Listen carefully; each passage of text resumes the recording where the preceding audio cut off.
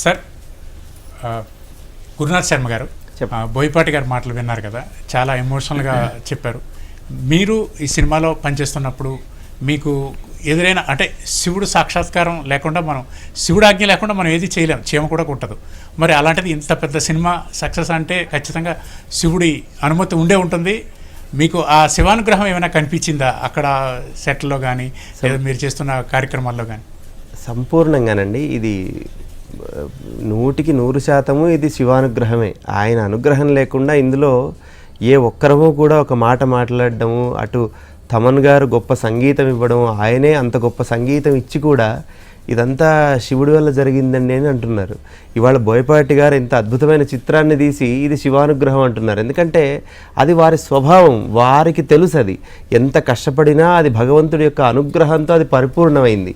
ఇవాళ బోయపాటి గారు మాట్లాడింది వింటూ ఉంటే కూడా గొప్ప యోధుడు కనిపిస్తున్నారు ఆయనలో. ఎందుకంటే భారతదేశం ఎంతో గొప్ప వాళ్ళని చూసింది, గొప్ప గొప్ప వీరులను, యోధులను చూసింది. ఋషులై ఉండి కూడా, తపస్సులో ఉండి కూడా యోధులై దేశం కోసం, ధర్మం కోసం పోరాడిన గొప్ప గొప్ప వాళ్ళని చూసింది ఈ దేశం. అటువంటిది ఇప్పుడు సమకాలీన ప్రపంచంలో సినిమా అన్న ఒక మాధ్యమాన్ని తీసుకొని అది జనాలకు ఇంటింటికి, మనము ఇక్కడ అక్కడ అని కాదు, గ్రామాలలో, నగరాల్లో, పట్టణాలు ఎక్కడ చూసుకున్నా ఇంటింటికి అఖండ తాండవం వెళుతూ ఉందంటే ఇంత గొప్ప కృషి చేయడం అనేది ఒక యోధుడికే సాధ్యమవుతుంది. అటువంటి యోధుడు నాకు బోయపాటి గారిలో కనిపిస్తున్నారు. అటు బాలకృష్ణ గారు మరో గొప్ప యోధుడు. ఎందుకంటే ఇవన్నీ రాయడము తీయడము కన్నా ఆయన ఉండాలి. ఎందుకంటే ఆయనే పాత్ర, దాని జీవం అంతా ఆయనే, చాలా ముఖ్యం కదా చెప్పేవాళ్ళు, ఆయన జీవం దానికి. మనం అనుకున్న బోయపాటి గారు ఏదైతే కలగన్నారో దాన్ని సంపూర్ణముగా జనాలకు అందివ్వాలంటే ఆ రూపం అవసరం, ఆ నిష్ఠ అవసరం. అది సంపూర్ణంగా ఆయన పుణికిపుచ్చుకొని ఆయన చెప్పిన ప్రతి మాటను పాటించి దర్శకులను ఒక్క మాట మళ్ళీ ఇది కాదు ఇంకొకటి అనకుండా బాలకృష్ణ గారు నటించిన విధానము, ఆయన ఈ మొత్తం సారాన్ని, సనాతన ధర్మం యొక్క సారాన్ని అంతా కూడా ఆయన రూపంలో, ఆయన నటనలో, ఆయన నడకలో అంత సూక్ష్మంగా జనాలకు అందివ్వడంలో ఆయన కూడా కృతకృత్యులయ్యారు, విజయవంతమయ్యారు. ఇదంతా గొప్ప యజ్ఞం అండి. అంటే యజ్ఞములో ఎవరు పెద్ద ఎవరు చిన్న ఏమీ లేదు, అందరం భాగస్వాములమే. ఇది పరమేశ్వర అనుగ్రహంగా ఈ సినిమా వెళ్తూ ఉంది. ఇది అందుకే భారతదేశం యొక్క ఉత్కృష్టమైన ధర్మస్వరూపము అనాలి. ఇది సినిమా అనకూడదు, ధర్మస్వరూపం. ఎందుకంటే ధర్మము అన్న మాటలో అనేక అంశాలు ముడిపడి ఉంటాయి. పుట్టినప్పటి నుంచి ఎన్నో సంస్కారాలు చేసుకొని, విద్యను అభ్యసించి, గురువు దగ్గర నేర్చుకొని, మళ్ళీ ఒక జీవితాన్ని తెచ్చుకొని, కౌమారము, ఇవన్నీ గృహస్థాశ్రమము, తర్వాత మళ్ళీ సన్యాసాశ్రమం తీసుకున్న, ఇట్లా ఒక్కొక్క దశలో మనిషి ఎదుగుతూ వెళుతూ ఉంటాడు. ఇది భారతీయులకు మాత్రమే సాధ్యమైనటువంటి గొప్ప విద్య. ఇటువంటి సంస్కృతిని, సంస్కృతాన్ని, ఇటువంటి సనాతన ధర్మాన్ని ఒక వెండితెర మీద బంగారు సింహాసనంపై కూర్చోబెట్టినటువంటి చిత్రం అఖండ చిత్రం. అందులో భాగస్వామినైనందుకు గర్విస్తున్నాను, ఈ జీవితం అంతా గర్విస్తూనే ఉంటాను. ఎందుకంటే నేను ఈ ధర్మములో పుట్టినవాడిని, ఈ ధర్మములో పెరుగుతున్నవాడిని, బ్రతుకుతున్నవాడిని, ఈ ధర్మములోనే మోక్షాన్ని పొందేవాడిని. కాబట్టి ఈ ధర్మము శాశ్వతం. ఇది సృష్టి ఉన్నంత వరకు కూడా ఈ ధర్మం ఉంటుంది. ఆ సృష్టి ధర్మము ఉన్నంత వరకు కూడా అఖండ చిత్రం కూడా ఉంటుంది. అట్లా ఈ సినిమాని చూస్తున్నాను నేను. చాలా సంతోషం అండి. ఇప్పుడు మనం నిన్న మేము సినిమాని ప్రత్యక్షంగా చూడటం జరిగింది. చూసి జాగోరే జాగో టీం బాగా స్పందించారు. ఆ బైట్స్ని ఇప్పుడు ప్లే చేద్దాం. అక్కడ జరిగిన షోని ఇప్పుడు చూద్దాం.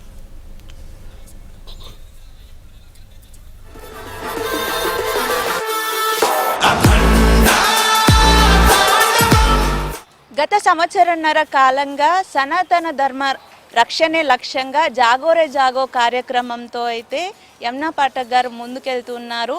అలాంటి సనాతన ధర్మ రక్షణకు సంబంధించినటువంటి ఒక సినిమా అఖండ 2 సినిమాని చూడడానికి ఈరోజు జాగోరే జాగో టీం తోటి ఈ ప్రసాద్ ఐమాక్స్ దగ్గర సినిమా చూడడం జరిగింది.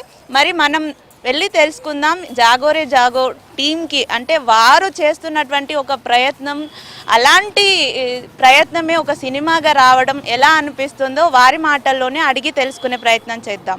గత సంవత్సరంన్నర పాటు మనం జాగోరే జాగోలో మనం ఆల్మోస్ట్ ఏవైతే ఒక నెరేటివ్స్ని అంటే అనాదిగా మన బుర్రల్లో పాతేసిన అనేక నెగటివ్ నెరేటివ్స్ని మనం దాన్ని అన్నీ కూడా బయటికి తీసుకొచ్చే ప్రయత్నం మనం చేస్తూ ఉన్నాం.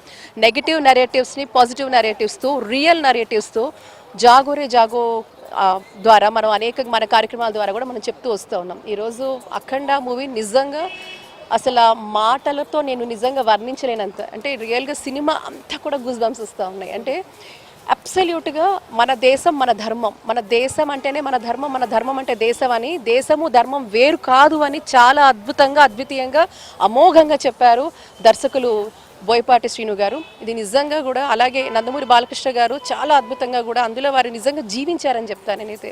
కాబట్టి సనాతన ధర్మం, సనాతన హైందవ ధర్మం ఎంత గొప్పది అనేది అడుగు అడుగున అనేక నిజంగా ఆ డైలాగ్స్లో ప్రతి డైలాగ్లో కూడా వారు చెప్పే ప్రతి వాక్యంలో కూడా నిక్షిప్తమే ఉన్నాయి. అది నిజంగా అద్భుతం. ఈరోజు నేను నిజంగా చెప్తాను, ప్రతి ఒక్కరూ కూడా ఇటువంటి సినిమా తప్పకుండా చూడాలి. ఇది సినిమా నేను అనుకోవట్లేదు, ఎందుకంటే సినిమా అంటే యూజువల్గా మనం ఎంటర్టైన్మెంట్కి పరిమితం అవుతుంది, కానీ ఇది ఎంటర్టైన్మెంట్ కాదు. సినిమా అనేది ఒక అద్భుతమైన పవర్ఫుల్ మాధ్యమం. అది నిజంగా మనని ఎంత ప్రభావితం చేస్తుంది, ఎంత పాజిటివ్గా ప్రభావితం చేసే అవకాశం ఉందనేది ఈరోజు ఈ యొక్క సినిమా ద్వారా మనకు నిజంగా కళ్ళకు కట్టినట్టుగా కూడా అసలు సనాతన హైందవ ధర్మం పాటించే వాళ్ళు ఎలా ఉండాలి, భగవంతుడు భక్తి అనేది మన డిఎన్ఏలో ఉంది. అది మన డిఎన్ఏలో ఉంది, మన వారసత్వ సంపద, అది మన అస్తిత్వం అని చాలా గొప్పగా కూడా చెప్పడం జరిగింది. కాబట్టి ఈరోజు జాగో రే జాగో టీం అందరితో కూడా మనం ఈరోజు అఖండ చూసాము. నిజంగా అంతే వైభవంగా ఉంది, అంతే అద్భుతంగా ఉంది, చాలా అద్భుతంగా ఉంది. ఈరోజు సినీ పరిశ్రమలో ఇలాంటి ఒక అద్భుతమైన మార్పు రావడం చాలా ఆహ్వానించదగ్గది. ఇలాంటివి మరిన్ని వచ్చి ఏవైతే ఇప్పుడు మనం చేసే కృషి అంతా కూడా సినిమాల ద్వారా ప్రపంచానికి జనానికి చేరవేసే ఒక మాధ్యమంగా సినిమా ఒక పవర్ఫుల్ టూల్గా ముందుకెళ్తుందని, ఇలాంటి గొప్ప దర్శకులు ఇలాంటి చక్కటి నిర్మాణాత్మకమైన సందేశాత్మకమైన ఇన్స్పైరింగ్ మూవీస్ తీస్తారని ఆశిద్దాం.